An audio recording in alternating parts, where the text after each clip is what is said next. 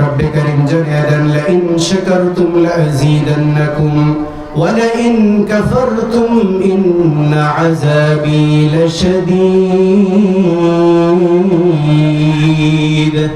ও দুনিয়ার মানুষ, জেনে রাখো, তোমরা যদি আমার নিয়ামতের শুকরিয়া আদায় করো তাহলে আমি আল্লাহ তোমাদেরকে আমার নিয়ামত আরো বাড়াইয়া দিব। আর যদি নিয়ামতের না শুকরিয়া করো, অকৃতজ্ঞতা প্রকাশ করো, তাহলে জেনে রাখো আমি আল্লাহর আযাব বড়ই কঠিন। আমরা এখানে আসতে পেরেছি, বসতে পেরেছি, এটা হলো আল্লাহ তাআলার অনেক বড় নিয়ামত। ওয়া ইন তাউদ্দু নি'মাতাল্লাহি লা তুহসুহা। রব্বে কারীম জানিয়ে দেন, হে আমার বান্দারা, তোমাদেরকে আমি অসংখ্য হাজারো নিয়ামত দান করেছি। এই নিয়ামতগুলো যদি তোমরা গণনা করতে চাও, গণনা করতে পারবে না। তোমাদের হায়াত শেষ হয়ে যাবে, তোমাদের পরবর্তী প্রজন্মের হায়াত শেষ হয়ে যাবে, আসমান জমিন ধ্বংস হয়ে যাবে, এই দুনিয়া শেষ হয়ে যাবে। এরপরেও আমি আল্লাহর প্রশংসা লিখে শেষ করা যাবে না। সুবহানাল্লাহ। ও আমার ভাইয়েরা, আমার বাবারা, আমরা যারা এখানে উপস্থিত হয়েছি, আল্লাহ তাআলা আমাদের অনেককে সন্তান দান করেছে। সন্তান দান করেছে কিনা বলেন? সন্তান হলো আল্লাহ তাআলার অসংখ্য অগণিত হাজারো কোটি নিয়ামতের মধ্যে একটা নিয়ামত। এই সন্তান আল্লাহ তাআলা আমাদেরকে নিয়ামত হিসেবে দান করেছেন। আল্লাহ রাব্বুল আলামিন পরীক্ষা স্বরূপ আমাদেরকে সন্তান দান করেছেন। সন্তান দান করার পর আল্লাহ রাব্বুল আলামিন আমাদের উপরে কিছু দায়িত্ব দিয়ে দিয়েছেন। শুধু সন্তান জন্ম দিলেই হবে না, সন্তান জন্ম দেওয়ার পরে সন্তানকে সুন্দরভাবে লালন পালন করতে হবে। সন্তান হলো এই দুনিয়ার সৌন্দর্য। রব্বে কারীম জানিয়ে দেন, আল মাল ওয়াল বানুনা জিনাতুল হায়াতিদ দুনিয়া। দুনিয়ার ধন সম্পদ এবং সন্তান সন্তানাদি হলো এই দুনিয়ার সৌন্দর্য। যার ঘরে একটা শিশু সন্তান আছে, যার ঘরে সন্তান আছে, ওই ঘরটা আলোকিত থাকে, ওই ঘরটা তাজা থাকে। যার ঘরে সন্তান নাই, ওই ঘরটা একেবারে অন্ধকার, একেবারে মরা মরা। বিবাহ হয়ে গেছে 2 বছর, 4 বছর, 5 বছর, 10 বছর চলে গেছে, এখনো সন্তান হয় নাই। স্বামীরও মন খারাপ, স্ত্রীরও মন খারাপ, দাদা দাদিরও মন খারাপ, নানা নানিরও মন খারাপ। কথা বলেন ঠিক না বেঠিক? চিল্লায়ে বলেন। 10 বছর হয়ে গেছে, সন্তান হয় না। এখন বলেন, মা বাবার মন ভালো থাকবে না খারাপ থাকবে? খারাপ থাকবে। রব্বুল আলামিন বলেন, সন্তান দেওয়ার মালিক হলাম আমি আল্লাহ। সন্তান দেওয়ার মালিক কে? আল্লাহ। রব্বুল আলামিন জানিয়ে দেন, লিল্লাহি মুলকুস সামাওয়াতি ওয়াল আরদি ইয়াখলুকু মা ইয়াশা ইয়াহাবু লিমান ইয়াশাউ ইনাসান ওয়া ইয়াহাবু লিমান ইয়াশাউ যুকুর আও ইউযাওয়িজুহুম যুকরানান ওয়া ইনাসা ওয়া ইয়াজআলু মান ইয়াশাউ আকিমা ইন্নাহু আলিমুন কাদির। রব্বে কারীম জানিয়ে দেন, সন্তান দেওয়ার মালিক আমি আল্লাহ। আমি আল্লাহ যাকে চাই কন্যা সন্তান দান করি, আবার যাকে চাই একাধিক কন্যা সন্তান দান করি। বিবাহের পরে প্রথমে একটা কন্যা সন্তান হয়েছে, এখন স্বামীও আশা করতেছে দ্বিতীয়টা ছেলে হবে, স্ত্রীও আশা করতেছে দ্বিতীয়টা ছেলে হবে, দাদা দাদি নানা নানি এলাকার সবাই আশা করতেছে দ্বিতীয়টা ছেলে হবে। কিন্তু এক ছেলের আশায় দ্বিতীয়টাও মেয়ে হয়েছে, এরকম আছে না নাই? কথা বলতে হবে আমার সাথে, আছে না নাই? 3 নম্বর সন্তান আশা করতেছে আল্লাহ ছেলে দিবে, এক ছেলের আশায় আশায় 3টা মেয়ে হয়েছে, একটা ছেলের আশায় আশায় 4টা মেয়ে হয়েছে, একটা ছেলের আশায় আশায় 5টা মেয়ে হয়েছে। এরকম লোক সমাজে আছে না নাই? আছে। আল্লাহ বলে, সন্তান দেওয়ার মালিক আমি আল্লাহ। যাকে চাই মেয়ে সন্তান দান করি, আবার যাকে চাই ছেলে সন্তান দান করি। একটা ছেলে হওয়ার পরে সবাই আশা করতেছে মেয়ে হবে, কিন্তু দ্বিতীয়টাও ছেলে। এরপরে আবার আশা করতেছে মেয়ে হবে, কিন্তু দ্বিতীয় 3 নম্বরটাও মেয়ে। এক এক করে হইতে হইতে 5টা 6টা ছেলে হয়ে গেছে, একটাও মেয়ে হয় নাই। এমন লোক পৃথিবীতে আছে না নাই? বলেন তো সন্তান দেওয়ার মালিক কে? ছেলে দেওয়ার মালিক কে? মেয়ে দেওয়ার মালিক কে? ছেলে হইলে খুশি, মেয়ে হইলে বেজার। কি বলেন? ছেলে হইলে মিষ্টি খাওয়ায়, মেয়ে হইলে মিষ্টি খাওয়ায় না। এমন লোক আছে না নাই? আছে। রব্বে কারীম জানায়া দেন, ওয়া ইযা বুশিরা আহাদুহুম বিল উনসা যাল্লা ওয়াজহুহু মুসওয়াদ্দা ওয়া হুয়া কাযীম। এটা হলো জাহিলিয়াত যুগের স্বভাব। জাহিলিয়াতের যুগে ছেলে হলে খুশি হইতো, আর মেয়ে হলে মুখটাকে কালো করে ফেলতো। রব্বে কারীম জানায়া দেন, দুনিয়াতে এমন কিছু কিছু মানুষ আছে যাদেরকে যখন মেয়ে সন্তানের সুসংবাদ দেওয়া হয় তখন তাদের চেহারাটা কালো হয়ে যায়। এমন লোক পৃথিবীতে আছে না নাই? আছে। রাসূলুল্লাহ সাল্লাল্লাহু আলাইহি ওয়াসাল্লাম বলেন, কোন লোক যদি তার কন্যা সন্তানকে সুন্দরভাবে সঠিকভাবে লালন পালন করে উপযুক্ত করে বড় করে দেয়, এমন মেয়ের বাবা আমি নবীর সাথে জান্নাতে থাকবে। সুবহানাল্লাহ। নবীজি বলেন, মান আলা জারিয়াতাইনি দাখালতু আনা ওয়া হাতাইনি দাখালতুল জান্নাতা আনা ওয়া হাতাইন। নবীজি বলেন, কোন ব্যক্তি যখন দুইটা কন্যা সন্তান লালন পালন করে উপযুক্ত করে দেয়, তাদেরকে কোনো কষ্ট দেয় না, সুন্দরভাবে লালন পালন করে উপযুক্ত করে অন্যের হাতে দেয়, বিবাহ দিয়ে দেয়, আল্লাহ রাব্বুল আলামিন কিয়ামতের ময়দানে আমি নবীকে এবং ওই কন্যা সন্তানের বাবাকে এই দুই হাতের আঙ্গুল যত কাছাকাছি, আমি নবীর অত কাছাকাছি থাকবে ওই কন্যা সন্তানের বাবা। সুবহানাল্লাহ। তাহলে কন্যা সন্তান তো হলো আল্লাহর নিয়ামত, এর মধ্যে আবার আরো বড় নিয়ামত হলো কি? কন্যা সন্তান। আল্লাহ রাব্বুল আলামিন জানিয়ে দেন, আমি আল্লাহ যাকে চাই মেয়ে সন্তান দান করি, আমি আল্লাহ যাকে চাই ছেলে সন্তান দান করি। আমি আল্লাহ যদি কাউকে চাই তাকে আবার ছেলেও দেই মেয়েও দেই।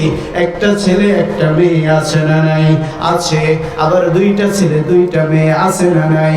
আমি আল্লাহ চাইলে ছেলেও দেই আবার মেয়েও দেই।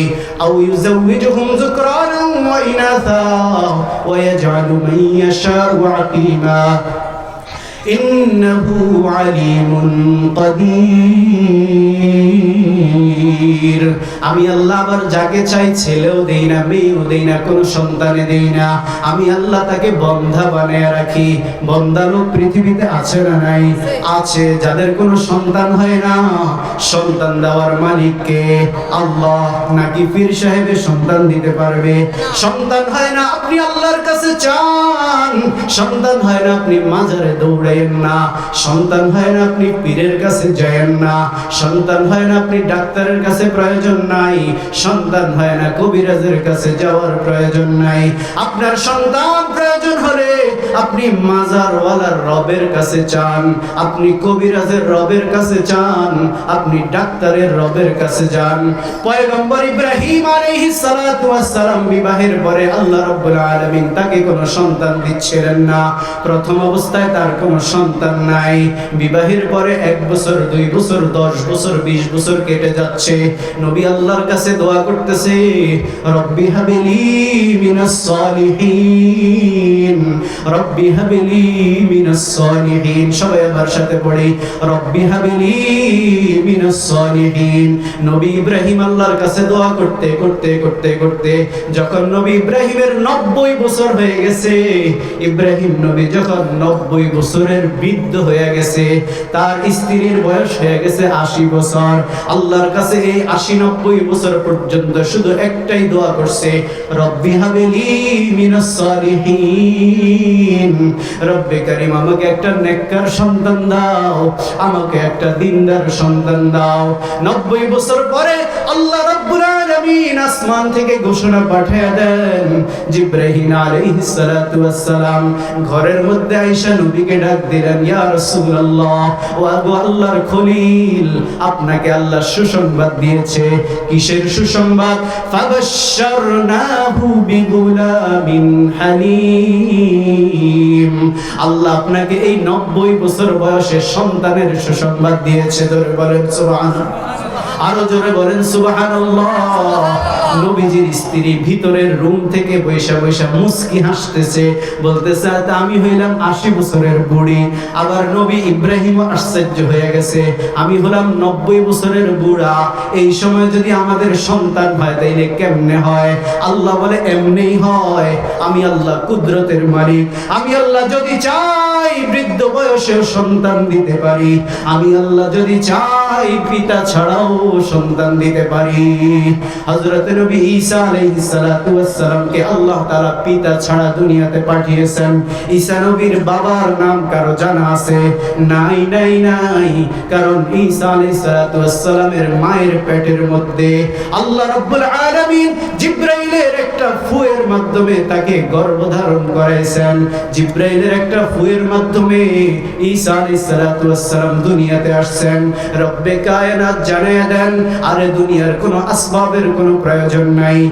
বৃদ্ধা বয়সেও আমি আল্লাহ সন্তান দিতে পারি, বাবা ছাড়াও সন্তান দিতে পারি। আমি আল্লাহ চাইলে আবার বাবা মা ছাড়াও সন্তান দিতে পারি। আদম আলাইহিস সালাতু ওয়াস সালামের পিতামাতার নাম কারো জানা আসেনি? কারো জানা নাই। কারণ আদম আলাইহিস সালাতু ওয়াস সালামকে আল্লাহ নিজ হাতে তৈরি করেছেন। তার কোনো পিতাও নাই, তার কোনো মাতাও নাই। অতএব আমাদের যাদের সন্তান হয় না, কার কাছে দোয়া করব বলেন? আল্লাহর কাছে দোয়া করব।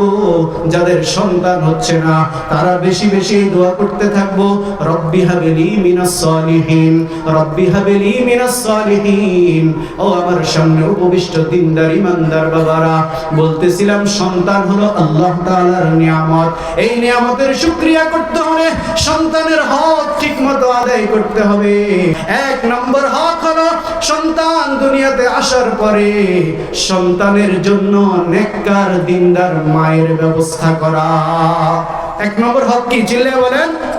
সন্তানের জন্য সন্তানের দিনদার নেককার মায়ের ব্যবস্থা করা। কিসের ব্যবস্থা? মায়ের ব্যবস্থা। কারণ ফ্যাক্টরি যদি ভালো হয় পণ্য ভালো বের হবে, ফ্যাক্টরি যদি ভালো হয় প্রোডাক্ট ভালো বের হবে। মা যদি নেককার হয় সন্তান হবে নেককার। মা যদি দিনদার হয় সন্তান হবে আব্দুল কাদের জিলানী। মা যদি দিনদার হয় সন্তান হবে হুসাইন আহমদ মাদানী। মা যদি ভালো হয় সন্তান হবে বাইজিদ বুস্তামি। আর মা যদি বদকার হয়, মা যদি খারাপ হয় তাহলে সন্তান হবে চোর, সন্তান হবে বাটপার, সন্তান হবে মদখোর, সন্তান হবে শহীদ। আমাদের উসমান হাদি ভাইয়ের খুনি। কি বলেন? সন্তান মা যদি খারাপ হয় তাহলে সন্তান হবে খুনি। এই যে দেখেন না সন্তান, এই যে আমাদের শহীদ উসমান হাদি ভাইয়ের খুনিকে এখনো গ্রেফতার করছে? করে নাই। কাকে গ্রেফতার করছে? বাবা মাকে গ্রেফতার করছে, তাই না? কথা বাস্তব না বাস্তব? বাস্তব কথা। তাইলে সন্তানের মা যদি ভালো হয় সন্তান হবে ভালো, সন্তানের মা যদি খারাপ হয় সন্তান হবে খারাপ। এজন্য এক নম্বর অধিকার হলো, এক নম্বর হক হলো সন্তানের জন্য দিনদার মায়ের ব্যবস্থা করা। দিনদার মায়ের গুণ কি? দিনদার মায়ের বৈশিষ্ট্য কি? নবীজি জানিয়ে দেন, আদ-দুনিয়া কুল্লুহা মাতা ওয়া খায়রু মাতা'id দুনিয়া আল মারআতুস সালিহা। দুনিয়ার মধ্যে যত ধন সম্পদ আছে, দুনিয়ার মধ্যে যত বস্তু আছে, এর মধ্যে সবচেয়ে সর্বশ্রেষ্ঠ সম্পদ হলো দিনদার স্ত্রী, নেককার স্ত্রী। জোরে বলেন সুবহানাল্লাহ। নবীজি জানিয়ে দেন, যেই ঘরে একজন দিনদার নেককার স্ত্রী থাকবে ওই পুরুষ হলো পৃথিবীর সবচেয়ে ভাগ্যবান। আরবাউন মিনাস সাআদাত। নবীজি বলেন চারটা জিনিস হলো পুরুষের সৌভাগ্যের আলামত। বলেন কয়টা জিনিস? চারটা জিনিস হলো পুরুষের, একজন পুরুষের সৌভাগ্যের আলামত। এক নম্বর হলো এক নম্বর হলো আল মারআতুস সালিহা। এক নম্বর হলো দিনদার নেককার স্ত্রী। যে ব্যক্তির একজন দিনদার নেককার স্ত্রী আছে সে পৃথিবীর মধ্যে সবচেয়ে সৌভাগ্যবান। দুই নম্বর হলো দুই নম্বর হলো আল মাসকানুল ওয়াসি', যার একটা প্রশস্ত বাড়ি আছে সে সৌভাগ্যবান। তিন নম্বর হলো আল জারুস সালিহ, যার নেককার দিনদার প্রতিবেশী আছে সে হলো সৌভাগ্যবান। কারণ প্রতিবেশী যদি খারাপ হয়, প্রতিবেশীর সন্তান যদি খারাপ হয়, আপনার সন্তানও খারাপ হবে, এটাই স্বাভাবিক। চার নম্বরে নবীজি জানিয়ে দেন, চার নম্বর হলো আল মারকাবুল হানি, চার নম্বর হলো একটা উত্তম বাহন হলো পুরুষের সৌভাগ্যের আলামত। নবীজি সাল্লাল্লাহু আলাইহি ওয়াসাল্লামকে সাহাবায়ে কেরাম জিজ্ঞাসা করলেন, ইয়া রাসূলুল্লাহ, ইয়া হাবিবাল্লাহ, পৃথিবীর মধ্যে সবচেয়ে উত্তম স্ত্রী কে? উত্তম স্ত্রীর বৈশিষ্ট্য কি? সুইলান নবী সাল্লাল্লাহু আলাইহি ওয়াসাল্লাম, সুইলান নবী সাল্লাল্লাহু আলাইহি ওয়াসাল্লাম আইয়ুন নিসাই খায়রুন। নবীজিকে সাহাবায়ে কেরাম জিজ্ঞাসা করলেন, ইয়া রাসূলুল্লাহ, কোন স্ত্রী উত্তম, কোন মহিলা উত্তম? নবীজি জানিয়ে দিলেন, উত্তম মহিলার আলামত হলো আল্লাতী তাসুররুহু ইযা নাযারা, স্বামী যখন স্ত্রীর দিকে তাকায়, স্ত্রী যদি স্বামীকে মুস্কি হাসি দিয়া সন্তুষ্ট করে দিতে পারে, এমন স্ত্রী হলো সবচেয়ে উত্তম স্ত্রী। জোরে বলেন সুবহানাল্লাহ। নুনের থেকে চুন বেশ কম হইলে মুখের দিকে চাওয়া যায় না, পেঁচার মতো মুখটা হয়ে যায়। সমাজে এরকম মহিলা আছে না নাই? আছে। ও আমার মা বোনেরা, নবীজি সাল্লাল্লাহু আলাইহি ওয়াসাল্লামকে আল্লাহ রাব্বুল আলামিন মেরাজ নিয়ে গেছেন। মেরাজে যাওয়ার পরে জান্নাতও দেখাইছেন, জাহান্নামও দেখাইছেন। নবীজি দুনিয়াতে আয়েশা জানায়া দিলেন, ও আমার উম্মতেরা, আমি জাহান্নামের মধ্যে মহিলাদেরকে বেশি দেখতে পাইছি। মহিলারা দাঁড়ায় গেল, ইয়া রাসূলুল্লাহ, আমাদের দোষ কি? কেন মহিলাদেরকে আপনি বেশি জাহান্নামের মধ্যে দেখেছেন? বলল, মহিলাদের মাত্র দুইটা দোষের কারণে মহিলারা বেশি জাহান্নামে যাবে। এক নম্বর হইল মহিলারা পরস্পরকে লাআনত দেয়, পরস্পরকে অভিশাপ দেয়। মহিলাদের দুই নম্বর দোষ হলো তাকফুরনাল আশির, স্বামীর অকৃতজ্ঞতা প্রকাশ করে। বলেন কি করে? স্বামীর অকৃতজ্ঞতা প্রকাশ করে। বলে, স্বামী বিবাহ হয়েছে 10 বছর হয়ে গেছে, 20 বছর হয়ে গেছে, বাজারের মধ্যে একটা আইটেম কম আসলে, বাজারের মধ্যে একটা পদ কম আসলে বলে ওঠে, আমি এই সংসারে আইসা আর সুখ পাইলাম না, আমি এই সংসারে আইসা আর শান্তি পাইলাম না, শুধু আমার বাবা দেখা তোমার সাথে বিবাহ দিছে। এরকম কথা বলার মহিলা সমাজে আছে না নাই? আছে না নাই? সুখ পাইল না তো 10 বছর কি করছে? বলে, এই সংসারে আইসা ভালো পড়তে পারলাম না, ভালো জামা কাপড় পাইলাম না, ভালো খাবার পাইলাম না, ভালো ঘর দুয়ার পাইলাম না। নবীজি বলেন, ও আমার উম্মতেরা, তোমরা এই কারণে বেশি জাহান্নামে যাবে, কারণ তোমরা স্বামীরটা খায়া স্বামীরটা বইরা, এরপরেও বলো এই সংসারে আইসা সুখ পাও নাই। সাবধান, এমন কথা কেউ বলবা না। স্বামী যেইভাবে চালায় ওইভাবে চলো, এটার মধ্যেই আল্লাহ তাআলা শান্তি রেখে দিয়েছেন। সুবহানাল্লাহ। বলে, আমার বাবা দেখে তোমার সাথে বিবাহ দিচ্ছে, আমার বাবা দেখে কি তোমার সাথে আসলে আপনি বিবাহ না করলে হয়তো এমন হইতো তার বিয়ে হইতো। কথা বলেন ঠিক কি না? নবীজি জানায় দেন, আল্লাতী তাসুররুহু ইযা নাযারা ওয়া তুতিউহু ইযা আমারা। নেককার স্ত্রীর 2 নম্বর বৈশিষ্ট্য হলো, তাকে যখন কোনো কাজের আদেশ দেওয়া হয় তখন সে কোনো প্রশ্ন না করে, সে কোনো যুক্তি দাঁড় না করে, সাথে সাথে স্বামীর আদেশ পালন করে। এমন স্ত্রী হলো নেককার স্ত্রী। ওয়া তুতিউহা ইযা আমারা ওয়া লা তুখালিফুহু ফি নাফসিহা ওয়া মালিহা বিমা ইয়াকরাহু। নবীজি জানিয়ে দেন, উত্তম স্ত্রীর আরেকটা বৈশিষ্ট্য হলো, সে নিজের ব্যাপারে এবং স্বামীর সম্পদের ব্যাপারে স্বামী যেটা অপছন্দ করে তার অপছন্দের বিরুদ্ধাচরণ করে না। অর্থাৎ স্বামীর পছন্দকেই সে পছন্দ মনে করে, স্বামীর অপছন্দকে সে অপছন্দ মনে করে। এমন মহিলা যারা হবে তারা হলো উত্তম এবং সর্বশ্রেষ্ঠ স্ত্রী। জোরে বলেন সুবহানাল্লাহ। এজন্য নবীজি জানিয়ে দিলেন, ও আমার যুবক ভাইয়েরা শুনে রাখো, যারা এখনো বিবাহ শাদী করো নাই তোমরা শুনে রাখো। নবীজি জানিয়ে দেন, তুমি এখন যুবক হয়েছ, কিছুদিন পরে তুমি বিবাহ শাদী করবা, তার কিছুদিন পরে তোমার সন্তান হবে। নবীজি জানিয়ে দেন, সন্তান হওয়ার আগে তুমি তোমার সন্তানের জন্য একজন নেককার দিনদার মায়ের ব্যবস্থা করো।